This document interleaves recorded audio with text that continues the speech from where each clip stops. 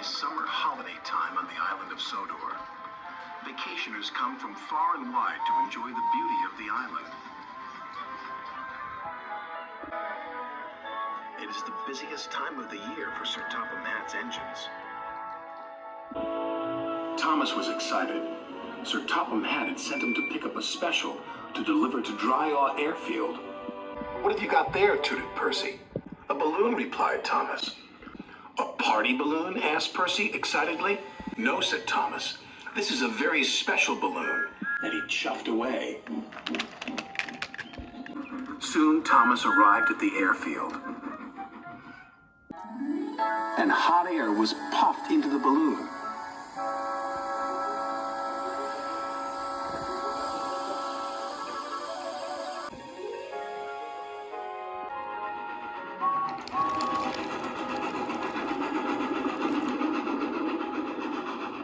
"What is that?" huffed James. "A hot air balloon," said Thomas. "It will take vacationers on rides around the island." "Taking vacationers on rides around the island is our job," wheezed James jealously. Then, as if by magic, the hot air balloon rose silently up into the sky. "What if the hot air balloon takes our passengers away?" chuffed James.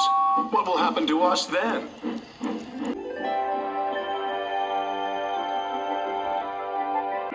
This made Thomas worry. Suddenly, he wasn't so excited about the balloon. The balloon could be seen by everyone on the island of Sodor.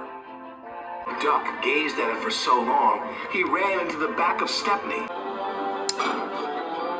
"Why, it's a floating basket with folks in it," said Donald. "Whatever will they dream up next?" said Douglas. James and Thomas were waiting at the level crossing. They were still worried about the hot air balloon. "If it takes our passengers away," chuffed Thomas, "there'll be no use for us engines." "Passengers should travel on trains," huffed James, "not in silly balloons." Then something big and round and red drifted straight towards them. "We're out of hot air!" shouted a voice. "Ah!" cried James. "What's happening?" Crash, bang, wallop went the balloon and landed right on top of James. He was so scared, he let out a huge burst of steam, which blew the balloon up again. The balloon rose into the air once more. "Well done, James," called his driver. "Your hot air did the trick." "Oh no, James," cried Thomas. "You saved the hot air balloon." "I didn't mean to," groaned James. "Now it's sure to take our passengers."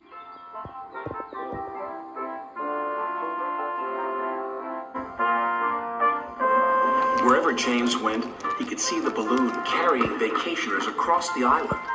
He felt he should be taking those passengers. "Rails are better than hot air any day." James arrived back at the station. There were lots of people on the platform. Sir Topham Hatt was waiting too. "Well done, James." "But now the passengers will ride in the hot air balloon." Sir Topham Hatt laughed. "You're right, James," he said. "But they will need a ride home in a train." James was delighted. Sir Topham Hatt was right.